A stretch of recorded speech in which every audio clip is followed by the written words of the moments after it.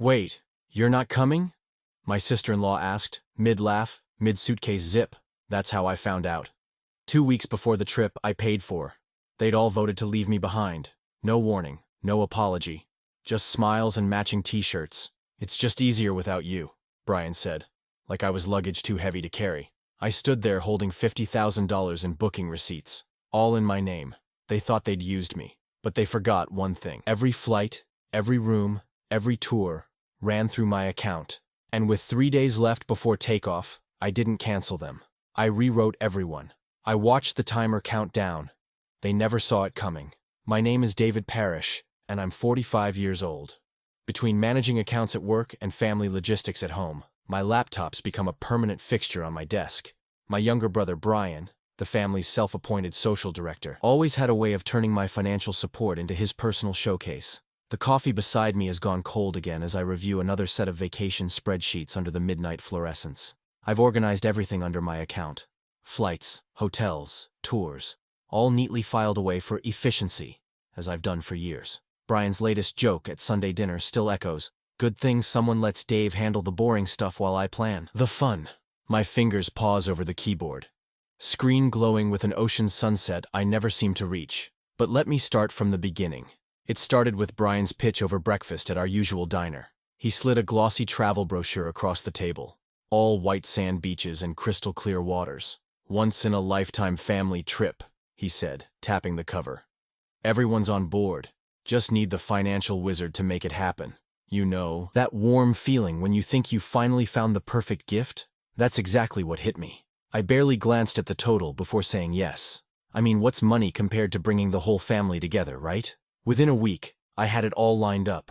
First-class flights because mom's arthritis acts up in cramped seats. Ocean view suites at that 5-star resort Brian couldn't stop talking about.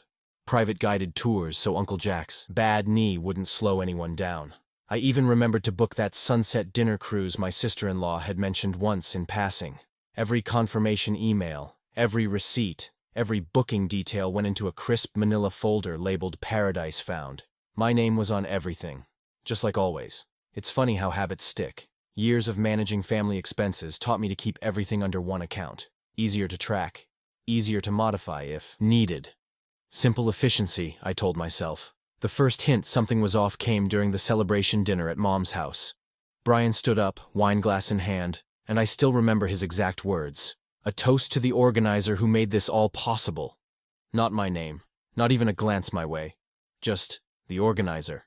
Like I was some faceless travel agent who'd done the paperwork. I smiled and raised my glass like always. But something felt different this time. Maybe it was the way conversations dropped to whispers when I walked by, or how my sister-in-law's phone would suddenly flip face down when I approached. There was definitely a group chat I wasn't part of. You can tell these things after a while. Remember that old saying about copper pennies leaving a metallic taste in your mouth? That's what these little moments felt like. Each one small enough to ignore, but adding up to something that sat heavy in my stomach. Last night, I was double-checking the itinerary in my home office. Everything looked perfect on paper. Airport transfers lined up, dinner reservations confirmed, even those special dietary requests for my niece's new vegan kick. But something kept nagging at me. You ever get that feeling where the puzzle pieces fit, but the picture's all wrong? I decided to drop by Mom's to share the final printed copies. As I walked up the driveway, I could hear them all in the kitchen. Brian's voice carried through the screen door, animated as usual. Laughter rippled out, warm and familiar. But somehow it felt like I was standing on the wrong side of a one-way mirror. I had the stack of receipts in my hand. Nearly 50 grand worth of family memories, all neatly organized and labeled. That's when I caught it. Just a fragment, really. Barely above a whisper, but clear as day in that peculiar way unwanted truths have of finding your ears. Just need to finalize the vote before we... I stopped cold on the porch steps. Vote? What vote? The kind of vote that happens behind closed doors, apparently. The kind that doesn't include the guy who's bankrolling the whole thing. My fingers tightened on those receipts, crinkling the careful organization. Every booking, every reservation, every carefully planned detail. All in my name.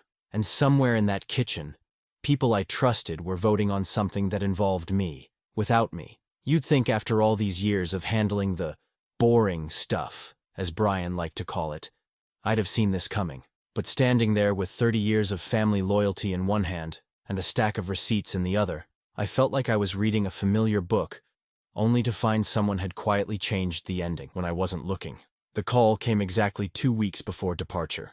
Brian's number lighting up my phone like it had hundreds of times before. Nothing special about that Tuesday evening. I was just finishing up some work emails, thinking about whether to heat up leftover lasagna. "Hey, we need to talk," Brian said. "Can you swing by Mom's? Everyone's here." That should have been my first warning. Since when did everyone gather on a random Tuesday? But I'd spent so many years being the reliable one, the yes man, that I just grabbed my keys without question. The living room felt different when I walked in. You know that heavy silence that sits in the air right before bad news? Like that. Brian stood by the fireplace, hands in his pockets, while Mom and my sister-in-law perched on the edge of the couch like nervous birds. Uncle Jack wouldn't meet my eyes.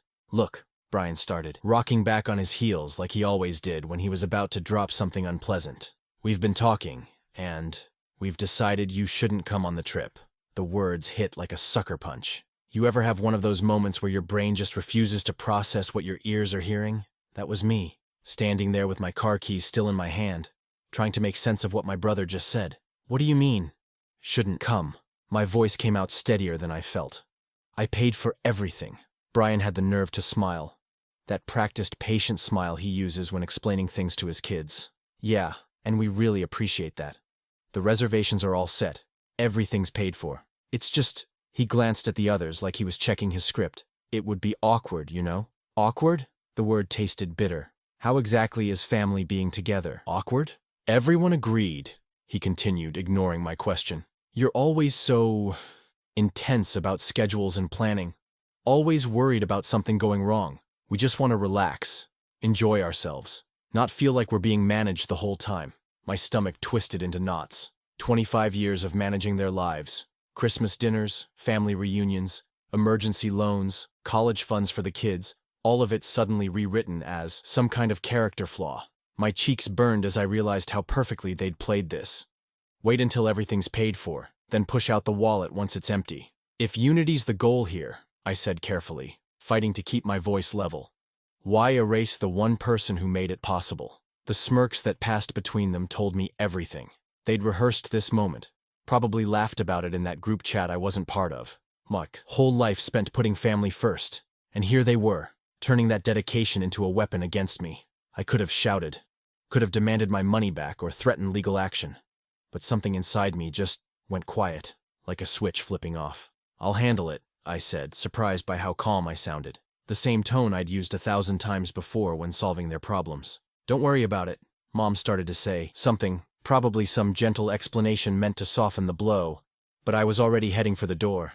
The night air hit my face with the smell of coming rain, and I stood there for a moment, letting it sink in.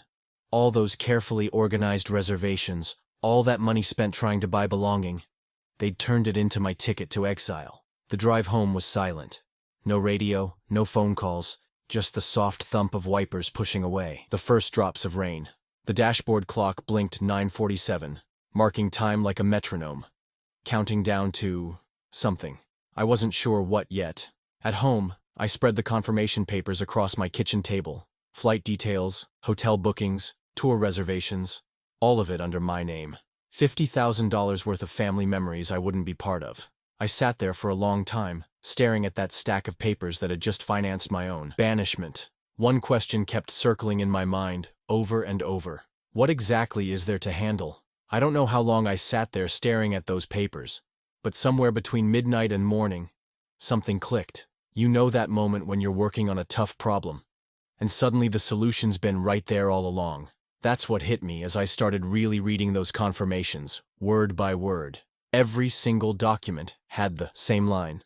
Primary guest, David Parrish. Not Brian's name, not Mom's, mine. I picked up the hotel booking first, smoothing out the creases where I'd folded it earlier. The familiar letterhead of the beachfront resort stared back at me, and right there at the top, my name, my contact details, my account number. The airline tickets were next. 4 first-class seats, 6 economy plus, all linked to my frequent flyer account. I could still remember Brian's voice when he'd insisted on the seating arrangement. Mom and the seniors up front, of course. Funny how he'd left out who was actually paying for that courtesy. You ever notice how shame has this way of clouding your vision? Makes you miss things that should have been obvious. But now, with that fog lifting, I was seeing everything crystal clear. Every reservation, every booking, every planned excursion, they all shared one critical feature. They required my authorization to change. I opened my laptop and pulled up the airline's policy page. The cursor blinked at me while I scrolled through terms and conditions I'd never bothered reading before. There it was, buried in the fine print. Modifications or cancellations must be completed no less than 72 hours prior to scheduled departure. My eyes drifted to the calendar on my kitchen wall. Today was Sunday. The flight was scheduled for Thursday morning. 3 days. 72 hours. I stood up, grabbed a red marker, and drew a circle around Wednesday. Inside it, I wrote deadline in letters that looked steadier than I felt. The condensation from my water glass had formed a perfect ring on the table, slowly spreading outward like a timer counting down. I watched it creep toward the edge of my brother's printed itinerary, the one he'd handed out at dinner. Last week, playing tour guide with my money. 3 paths stretched out in front of me. I could cancel everything, pull the plug, and watch their plans implode. Simple, clean, but somehow unsatisfying. Or I could modify things, change dates, swap names, redirect the whole works. That would take more work, more planning, but the control would be absolute. Or I could just surrender, swallow the loss like I'd swallowed every other slight over the years. I closed my eyes and pictured it. Brian leading his little parade through the resort lobby, probably telling everyone how he'd organized this whole thing. Mom and Uncle Jack settled into those first-class seats I'd paid for. The guided tours, the sunset dinner cruises, all of it powered by the wallet they just kicked to the curb. The water glass was empty now, but the ring it left behind had spread into a perfect circle. 72 hours. 3 days to decide whether 25 years of being the family ATM was going to end with a whimper, or something else entirely. You know what's funny about betrayal? It has this way of turning things upside down. All those years I thought I was buying family loyalty. What I'd really been doing was stockpiling leverage. Every receipt, every confirmation number, every booking reference. They weren't just papers anymore. They were pressure points, just waiting to be pressed. I gathered the documents into a neat stack, straightened the edges with probably more care than necessary. The question wasn't whether I had the power to reshape their perfect little vacation. The question was whether I would use it. The red circle on my calendar seemed to pulse in the dim light, like a countdown clock had just started ticking. 72 hours. Time enough to either surrender or strike back. And as I sat there, watching that condensation ring slowly evaporate from my kitchen table, I realized something that should have been obvious from the start. They'd handed me the perfect lever. Now I just had to decide whether to pull it. The airline's website loaded with that familiar blue glow. I'd been on this portal hundreds of times before, usually booking something for someone else. Now here I was, mouse hovering over that bold, red cancel reservation button like it was some kind of nuclear launch code. You know that feeling when you're about to do something that can't be undone? Your fingertips get all tingly, and your throat goes dry, and time seems to slow down just enough to make you second-guess everything? I clicked through to the cancellation terms, each page more sobering than the last. Non-refundable portions may exceed 80% of total fare. Change fees apply. Per passenger. Hotel cancellation penalties vary by property. The numbers started dancing in my head. Not just what I'd spent, but what I stood to lose. The rain picked up outside, drumming against my office window in that steady rhythm that usually helps me think. But tonight it just felt like nature's way of saying, "You sure about this, buddy?" I pulled up my email, started a new message to the resort. The cursor blinked in the subject line, waiting for words I couldn't seem to find. Cancellation request? Reservation termination? Everything sounded either too formal or too final. The refrigerator hummed in the kitchen, that low, steady drone mixing with the rain. Familiar sounds that should have been comforting, but instead felt like a soundtrack to surrender. I'd heard these same noises 1,000 nights before, usually while paying bills or sorting through family expenses. Amazing how different they sound when you're contemplating financial suicide. My spreadsheet was still open on the second monitor, numbers lined up neat and precise. 25 years of being the responsible one, reduced to columns of debits and credits. The total at the bottom, what I stood to lose if I hit that cancel button, was more than just money. It was 3 years of careful saving, of brown bag lunches and delayed car repairs. But what was the alternative? Let them take that trip, funded by my money, while I sat here listening to the rain. The thought made my stomach clench. I checked my watch, 11:59 p.m. The calendar on the wall stared back at me, that red circle around Wednesday's 72 hours looking more like a noose than a deadline. I grabbed my marker and drew a second circle, this one darker, pressing so hard the ink bled through to next month. The hotel's website was still open in another tab. Cancel reservation glowed there too, like some kind of beacon.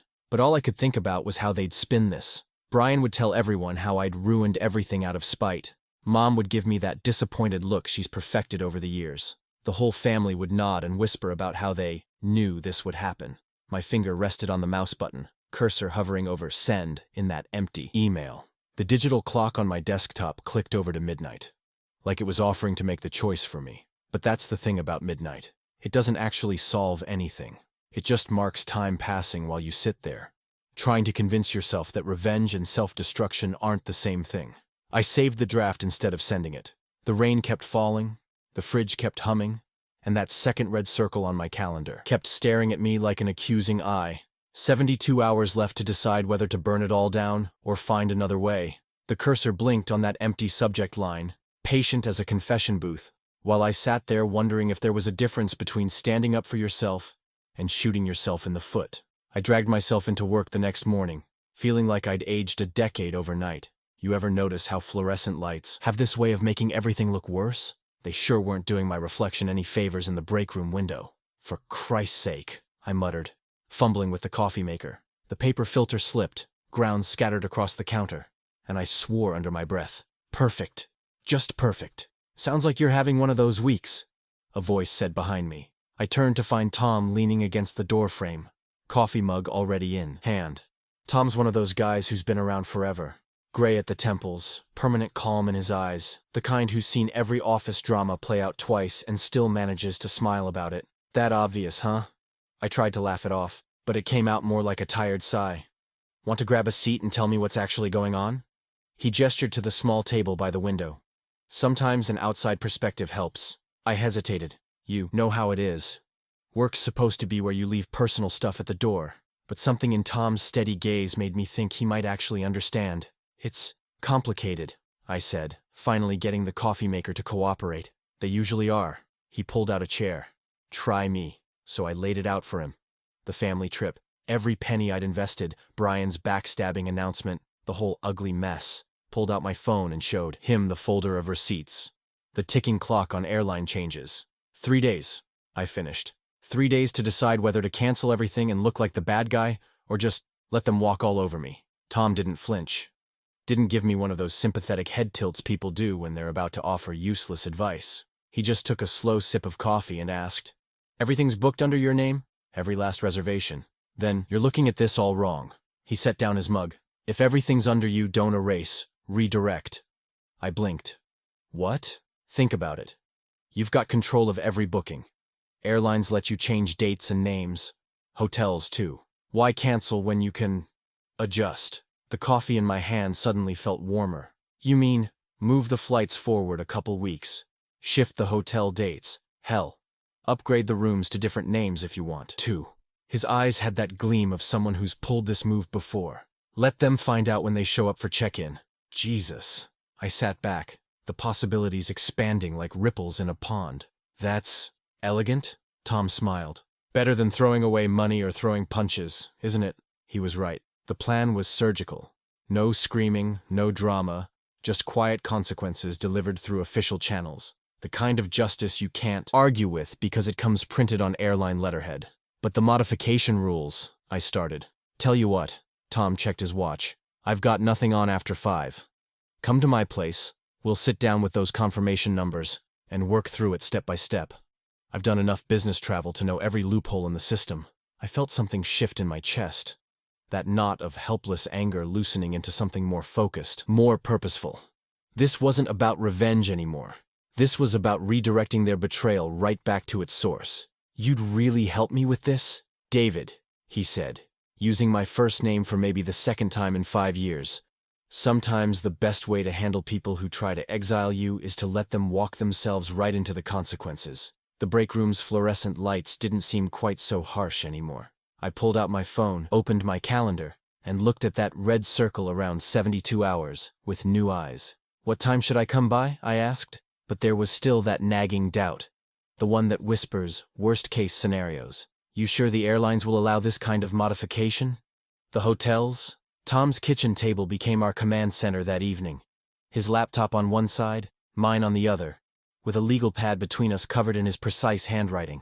You ever see those heist movie scenes where they plan everything down to the second? That's what it felt like. Except we were using confirmation numbers instead of explosives. First rule, Tom said, clicking his pen. We document every change.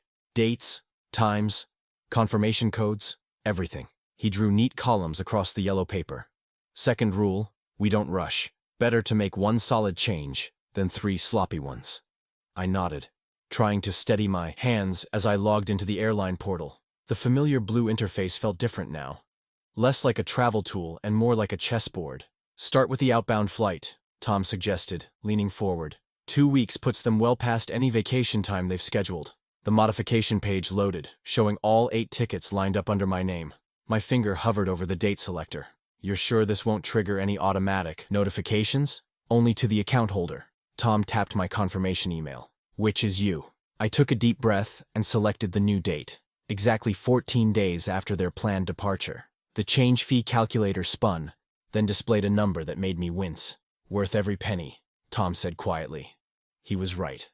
I clicked confirm and watched the spinning wheel. 5 seconds felt like 5 hours until the success message popped up. First domino down. Return flights next, Tom said, checking our list. Same interval. We worked methodically through each segment. Seat assignments shifted from their carefully planned arrangement to scattered singles across different rows. Every change generated a new confirmation number, which Tom recorded in his precise script. Hotel time, he announced, sliding my laptop closer. This is where it gets interesting. The resort's booking system was more complex than the airlines, but Tom knew exactly where to look. We pushed the suite reservations forward to match the new flight dates, then found the upgrade option he'd mentioned. See this? He pointed to a clause about additional guest privileges. As the primary booking holder, you can add a second room under a different name without affecting the original reservation. I felt a smile tugging at my mouth for the first time in days. And that different name would be yours, Tom grinned. Sometimes the fine print works in your favor. The upgrade took 3 tries to process, each failure sending my heart into my throat, but finally went through. I had a premium ocean view suite waiting for the same dates, completely separate from their booking. Now for the timer, Tom said, pulling up a countdown app. He typed in 72 hours and labeled it cut off. The seconds started ticking down immediately, red digits that somehow made everything feel more real. Triple check time, he announced, pulling our list closer. We verified every confirmation number, every date change, every seat assignment. Each successful ping from my email felt like another brick in a wall between me and their betrayal. All green, Tom said finally, sitting back. Now comes the hard part. I looked up from my screen. What's that? Keeping quiet. No hints, no warnings, no satisfaction until they're standing at that check-in counter. He held my gaze. Can you do that? I thought about Brian's smirk when he told me I wasn't welcome. About all those whispered conversations that went quiet when I entered the room. Yeah, I said. I can do that. The modification wheel for the final hotel change was still spinning. Both of us stared at it, knowing one failed confirmation could unravel the whole plan. The little blue circle kept turning. The office had gone quiet hours ago, but Tom and I stayed hunched over my desk like surgeons in an operating room. The wall clock ticked past midnight while we double-checked every confirmation email that landed in my inbox. Print these, Tom said, forwarding the crucial ones. Digital's good, but paper doesn't glitch. The printer hummed to life, spitting out page after page of modified reservations. Each one felt like another brick in the wall I was building between their plans and reality. You know that satisfaction you get when puzzle pieces click perfectly into place? This was like that, but with a side of justified revenge. Let's keep these separate from the originals, I suggested, pulling out a fresh folder. The marker squeaked as I labeled it redirected in block letters. Something about writing it down made it feel more real, more final. Tom nodded, still scanning emails. Smart. Now test every access link they sent. Make sure your login still works. I clicked through each vendor's portal. The airline site recognized me instantly. The hotel's system showed my name in bold as the primary guest. Every tour operator listed me as the account holder. Each successful login loosened the knot in my stomach a little more. My phone buzzed. Brian's name lit up the screen with a message that made my blood pressure spike. See you at the gate. I showed it to Tom, who let out a low whistle. He really thinks he's won, doesn't he? Yeah, I set the phone down carefully, like it might bite. He does. For a moment I could see it so clearly.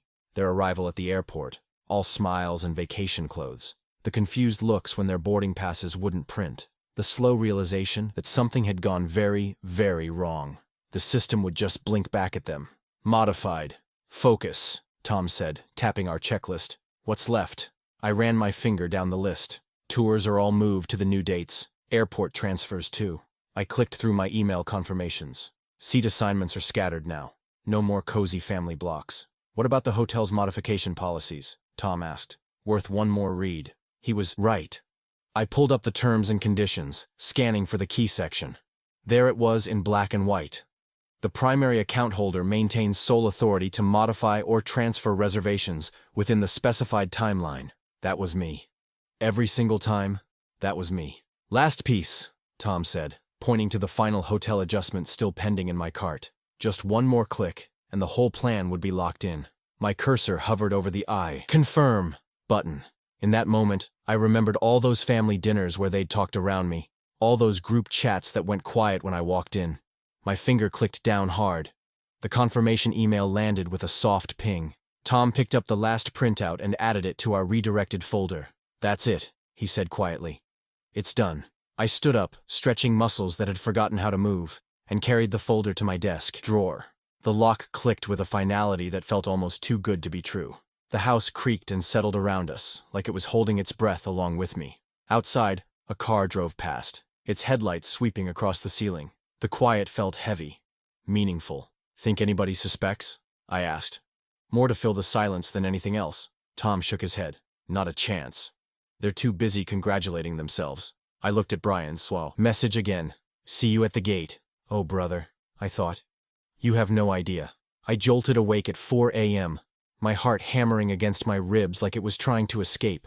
The bedroom was still dark, but my mind was already racing at full speed. You know those pre-dawn hours when every doubt feels 10 times heavier? That's where I was living.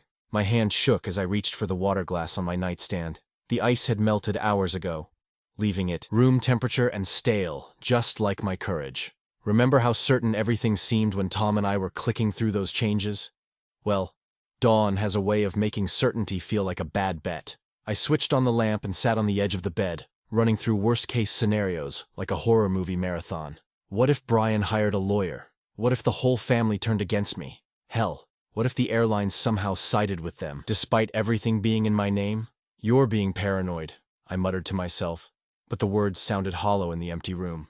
That's when my phone buzzed. Tom's message was short but hit like a shot of espresso. Finish the clock. He was right. No point dwelling on maybes when we had actual work to do. I pulled up the airline portal one last time, reviewing our master checklist with the focus of someone defusing a bomb. 2-seat assignments still needed adjusting. The ones I deliberately left for last because they belonged to Brian and his wife. My cursor hovered over the seat map. They'd originally booked the emergency exit row. Extra legroom, priority service. I moved them to middle seats, separated by 3 rows. The website asked if I was sure about the changes. Was I ever? Click, click. Done. The countdown timer on my desk showed less than an hour until the airline's modification window slammed shut. I watched those final minutes tick away, each one feeling like an eternity and a blink at the same time. When it hit 0, the portal refreshed with a new message. Changes no longer permitted for this reservation. Just like that, the vault door closed. Everything we'd planned was locked in place, as permanent as concrete. I let out a breath I hadn't realized I'd been holding, and reached for the small carry-on I'd packed the night before. Inside was everything I'd need for my own trip, the one I'd booked separately, complete with a first-class seat that would give me a perfect view of the chaos to come. The new boarding pass printed crisp and clean. I slid it into my passport holder, handling it like it was made of gold. In a way, it was. This little piece of paper represented my freedom from their games. My phone lit up with a message from Tom. Radio silence from here on out. Don't engage until showtime. Copy that, I typed back. We'd agreed to stay completely off the family group chats. Let them chatter and plan, thinking everything was still under their control. I grabbed my keys and headed out for some air. The night was cool, and the breeze carried that unmistakable smell of jet fuel from the nearby airport. You know that smell? It usually means adventure, new horizons. Tonight it meant something else. No turning back. The phone in my pocket started buzzing like an angry hornet's nest. The family chat was lighting up with pre-trip excitement. Don't forget check-in opens tomorrow. Can't wait to see everyone at the gate. Brian, you're a genius for organizing this. I placed the phone face down on my porch railing and stared up at the stars. Somewhere in the distance, a plane's lights blinked across the sky, probably carrying other travelers to their destinations. Tomorrow, my family would be trying to join them. The phone kept vibrating. Each buzz another message from someone who thought they knew exactly how tomorrow would play out. I left it there, refusing to look. Better to wait for the real fireworks. After all, the best shows always start with silence. The morning hit different. You know that electric feeling before a storm? That's what coursed through me as I drove to the airport. Sunrise painting the sky in shades of justice. Tom was already at our chosen spot. A cafe with a clear view of the departure screens, but tucked away enough to avoid accidental eye contact. He pushed a coffee my way as I sat down. Slept at all? He asked. About as well as you'd expect. I wrapped my hands around the warm cup, watching the screens blink with departure times. They should be here any minute. Right on cue, they appeared. A parade of matching royal blue t-shirts with Family Vacation 2023 printed across the front. Brian led the way, pulling his designer carry-on like he was leading a victory march. Behind him, the whole group moved in a chattering cluster of roller bags and travel pillows. Look at them, Tom muttered. Like they're heading to Disney World. I couldn't help but notice how they'd positioned themselves at the counter. Brian front and center, the others fanned out behind him like some kind of entourage. The airline agent, a woman with professionally styled hair and a crisp uniform, started typing their information. That's when the first ripple hit. Her fingers paused.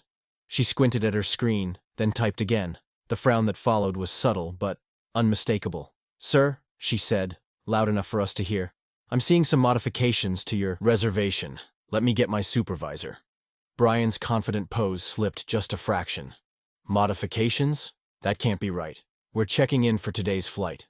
The supervisor appeared. Tall guy, gray at the temples, wearing the kind of expression that meant he delivered bad news before. He leaned in close to the screen, nodding slowly. "Yes, I see what happened here," he said.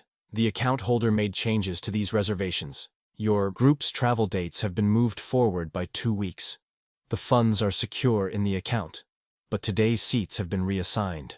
The first gasp came from Brian's wife, then another from my cousin Sarah. The sound rippled through the group like someone had dropped a glass at a funeral. My phone lit up. Brian's name flashed on the screen, followed immediately by Sarah, then my aunt, then my other brother Mark. The calls stacked up like dominoes falling. "Now boarding Group A for Flight 2317. The announcement cut through their growing panic like a knife. Tom glanced at my still buzzing phone. "You going to answer those?" I focused on my breathing, keeping it steady. Across the terminal, I watched Brian's face cycle through confusion, realization, and something close to terror. He was jabbing at his phone now, probably trying to pull up confirmations that no longer existed. "Sir," the supervisor was saying, "I understand this is unexpected, but there's nothing we can do. These changes were made by the primary account holder within the permitted window. The new dates are locked in." "But we have hotel reservations," someone in the group wailed. "Tours booked. This is impossible," Brian snapped, but his voice had lost its usual command. "Check again. There has to be a mistake. Now boarding Group B." The group's matching shirts suddenly looked less like unity and more like targets, marking them for everyone to see. Other passengers were starting to stare. My phone buzzed again. This time it was a text from Brian. "I know this was you. Pick up the damn phone." Tom took a sip of his coffee, the picture of calm. "Well, they wanted to exclude someone from the trip.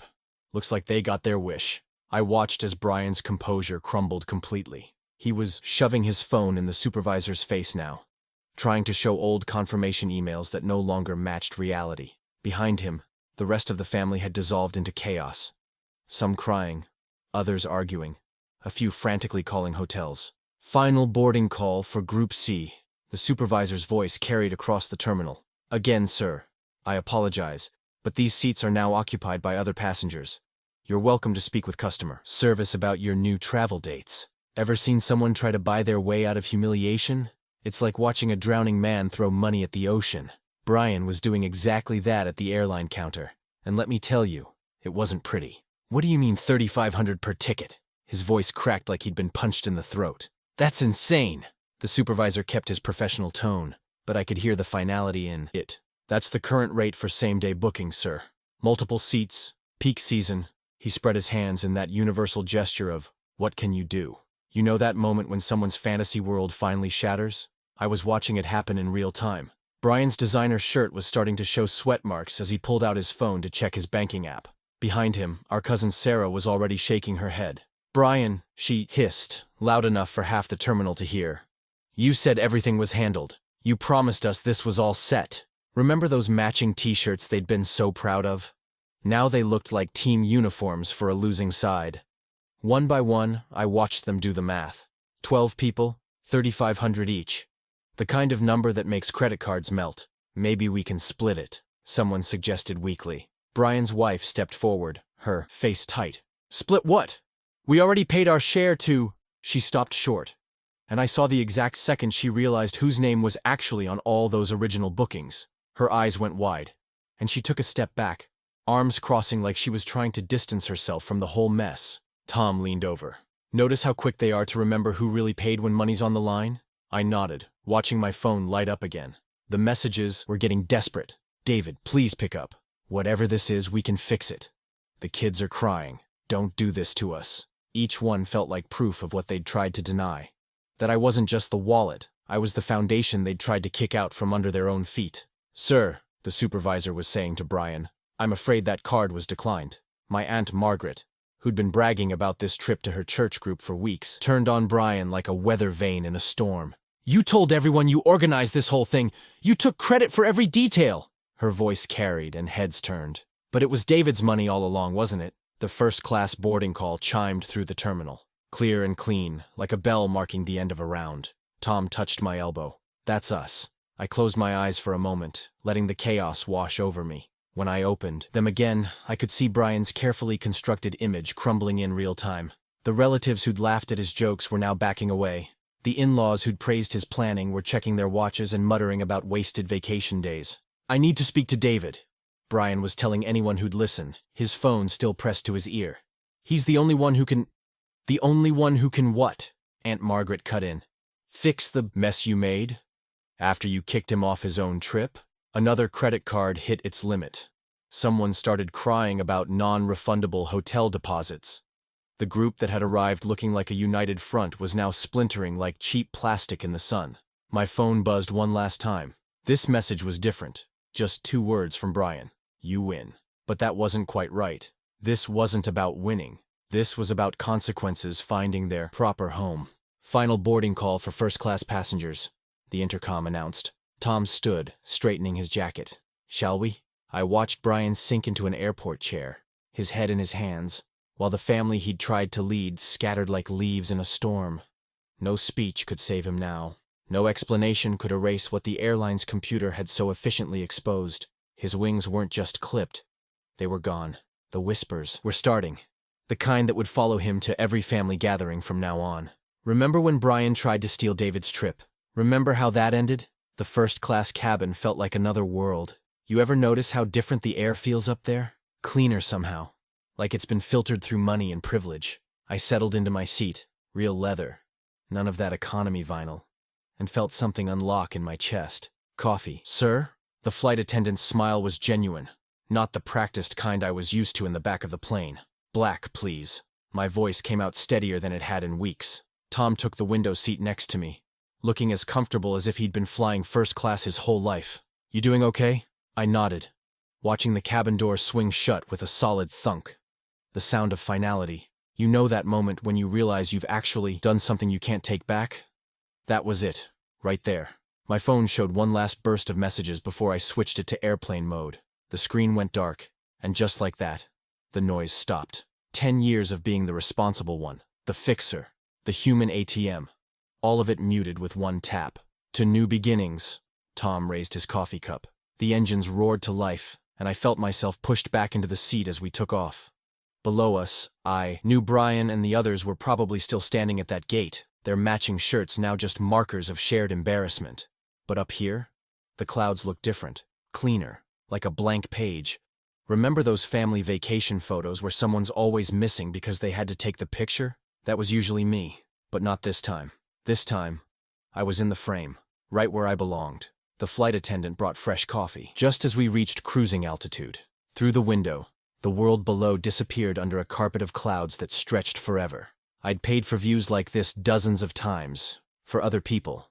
Never for myself. First time I've had hot coffee on a plane, I told Tom. Usually gets cold while I'm helping someone stow their bag or swap seats. When we landed, the air hit different. Warm and heavy with salt. The kind of air that makes you want to breathe deeper. Like your lungs are finally getting what they've been missing. The drive to the hotel felt like gliding through a dream. Everything softened by palm shadows and sunset. The front desk clerk smiled as she handed over my key card. Welcome, Mr. Parrish. We've prepared your upgraded Ocean View suite as requested. That key card. Funny how something so small can feel so heavy with meaning. Not just access to a room, but proof that I'd finally done something for myself. The elevator ride was quiet. My reflection in the polished doors looking more relaxed than I'd seen it in years. The suite door opened to the smell of fresh linens and something else. That distinct mix of salt and flowers that screams expensive beach hotel. My suitcase made a soft thump as I set it by the dresser. The sound absorbed by thick carpet. You ever stand in a space that feels too good to be true? That's what that room felt like. High ceilings, crisp white walls, and through the balcony doors, a view that probably cost more than my first car. I put my phone on the nightstand, switched it to silent. The screen lit up once with new messages, but they felt distant now, like echoes from another life. The balcony doors opened smoothly, no stick or strain. The ocean spread out before me, endless blue meeting endless sky. Below, waves crashed against black rocks in a steady rhythm. Nature's metronome, counting beats in a new song. Looking back through the doors, I could see that key card sitting on the nightstand, just lying there. Not demanding anything, not asking to be picked up and used to let anyone else in. For the first time in longer than I could remember, I didn't feel the urge to check if everyone else was taken care of. I stood there, letting the sea breeze wash over me, and just breathed. One deep breath, then absolute stillness. The kind of stillness you can only find when you've finally set down something you've carried for too long. You know what's funny about karma? It doesn't need your help once it gets rolling. I woke up to that thought and the sound of waves. Sun already warming the balcony tiles. My phone had been on silent all night, but the red notification light was blinking like a countdown had finished. 27 voicemails. Each one its own little chapter in Brian's collapse. I made coffee first. Real coffee. Not that rushed morning stuff I used to drink while solving everyone else's problems. The machine hummed, and I took my time checking each message. Had to admit, part of me wondered if they'd somehow pulled it off without me. Found last-minute tickets. Scraped together enough credit, worked some angle I hadn't considered. But no. The airline's cutoff window had done exactly what Tom said it would. David, you have to fix this. That was Brian's wife, her voice cracking. We're stuck here, and the tickets are… You don't understand what this looks like. Oh, but I did understand. Crystal clear. Cousin Sarah's message painted the scene I'd missed. Brian keeps saying he arranged everything. But the agent showed us your name. On everything. The whole family's watching him melt down. It's not good. I sipped my coffee, letting the ocean breeze drift through the open balcony door. Salt air and morning sun. Simple things that felt like luxury because they weren't borrowed or shared. The prices they're quoting, David. Nobody has that kind of money right now. That was my sister-in-law. Panic making her voice thin. Please call back. Brian's not handling this well. One by one, the messages filled in the picture. Brian, the supposed organizer, standing at the gate while his house of cards collapsed, credit cards maxed, cash accounts empty, and all those relatives and in-laws, dressed for vacation, watching their fearless leader discover gravity the hard way.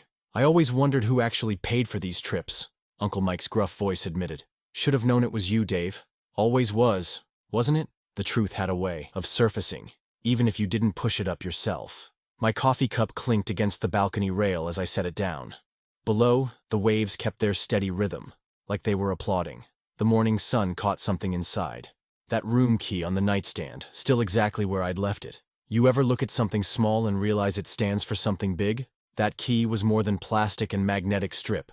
It was control, choice. Life finally arranged for myself instead of borrowed by others. I walked back inside, picked up my phone one last time. In my drafts folder, I found them. All those apology emails I'd pre-written over the years. Always ready to smooth things over, take the blame, keep the peace. Delete, delete, delete. The empty inbox looked clean, felt clean too. like sheets dried in summer wind. My eyes went back to that key on the nightstand. Not a spare key, not an extra, not a loaner, mine. The morning light caught it just right, making it shine like some kind of trophy.